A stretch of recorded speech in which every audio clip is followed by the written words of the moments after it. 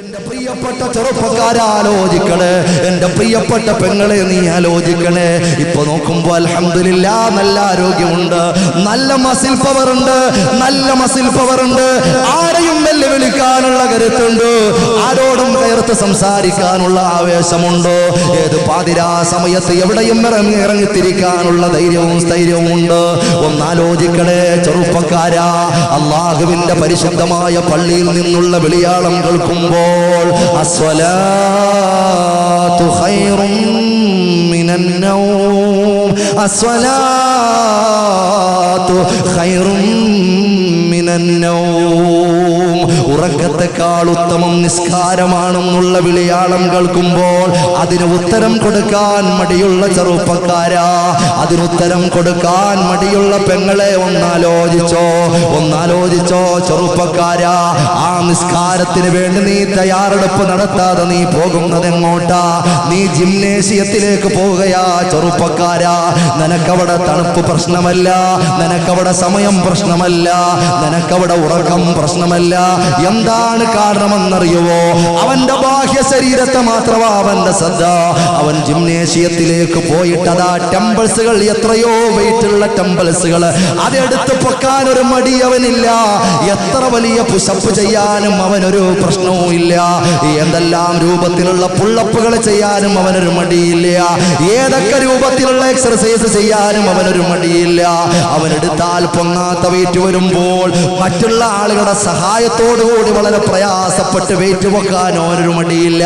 കാരണം അവന്റെ കണ്ണു മുമ്പിലുള്ള കണ്ണാടിയിലൂടെ അവന്റെ ട്രൈസെപ്സ് ഇങ്ങനെ രൂപപ്പെട്ടു വരുമ്പോൾ, അവന്റെ ബൈസെപ്സ് ഇങ്ങനെ രൂപപ്പെട്ടു വരുമ്പോൾ, അവന്റെ വിങ്സും ഫോറാമും ചെസ്റ്റും കപ്പ് ആൻഡ് ഷോൾഡറും ഒക്കെ ഇങ്ങനെ ലെവലായി വരുമ്പോൾ അവന്റെ ഹൃദയാന്തരാളത്തിൽ ആവേശമാ.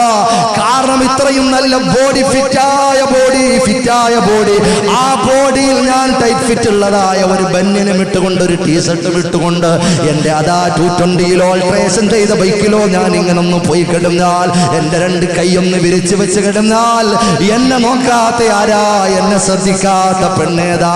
ഏത് ബസ് സ്റ്റോപ്പിൽ ഞാൻ പോയാലും എന്നെ നോക്കാത്ത ആരാ? ഏത് ക്യാമ്പസിൽ പോയാലും ഞാനൊരു വില്ലനാണെന്ന് ചിന്തിക്കാത്തതാരാ? ഒന്നാലോചിക്കു പൊന്നുമോര്, നിന്റെ റൂട്ട് എങ്ങോട്ടാ പൊന്നുമോര്? നിന്റെ ലക്ഷ്യം എങ്ങോട്ടാ പൊന്നുമോര്? നിന്റെ രീതി ഏതാ പൊന്നുമോര്?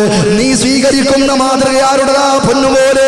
നീ ആരെ കണ്ടാ പഠിക്കുന്നത് പൊന്നുമോര്? നീ വിശുദ്ധമായ ഖുർആനിനെ മറന്നില്ലടാ, നീ അല്ലാഹുവിന്റെ കലാമിനെ മറന്നില്ലടാ, നീ ഹബീബായ പ്രവാചകനെന്ന ആരും കൊതിക്കുന്ന നേതൃത്വത്തെ മറന്നില്ലടാ, ഈ ലോകത്തിന്റെ അമ്പിളിത്തിങ്കള് വരച്ചു കാട്ടി തന്ന പാതയെ മറന്നില്ലേ ചെറുപ്പക്കാരാ? ഇമ്മാ ശാക്കിറം വ ഇമ്മാ കഫൂറ. ഈ റൂട്ടിൽ പോയാൽ നിനക്ക് സ്വർഗത്തിന്റെ തീരത്തെത്താമെന്ന് പറയുമ്പോൾ, മറിച്ച് വലാലത്തിന്റെ വഴിയെ നീ പോയാൽ നീ എത്തിപ്പെടുന്നത് എവിടെയാ? നീ എത്തിപ്പെടുന്നത് എവിടെയാ?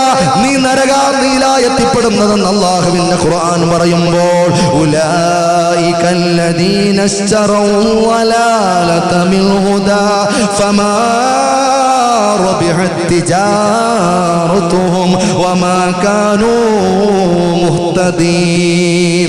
എത്ര വ്യക്തമായിട്ടാ അല്ലാഹുവിന്റെ ഖുർആൻ സൂറത്തുൽ ബഖറയിലൂടെ ഓർമ്മപ്പെടുത്തുന്നത്. അതേ, അവന് കിട്ടിയ ഹിദായത്തുണ്ടല്ലോ, സ്വർഗം വാങ്ങാനും തമ്പുരാനും തന്ന പ്രകാശമുണ്ടല്ലോ, അമൂല്യമായ സമയമുണ്ടല്ലോ. ആ സമയത്തെ അവൻ വിൽക്കുകയാ, അതിനെ വിറ്റുകൊണ്ട് വാങ്ങുന്നത് ഏതാ? വലാലത. ഉലൈകല്ലദീന ഇശ്തറൗ വലാലത ബിൽ ഹുദാ. ഹുദയ്ക്ക് പകരം വാങ്ങുന്നത് വലാലത. ഒരിക്കലും ആ ബിസിനസ് ലാഭകരമല്ല, നട്ടത്തിലാണെന്ന് മാത്രമല്ല അല്ലാഹുവിന്റെ ഖുർആൻ പറയുന്നു, വമാ കാനൂ മുഹ്തദീൻ.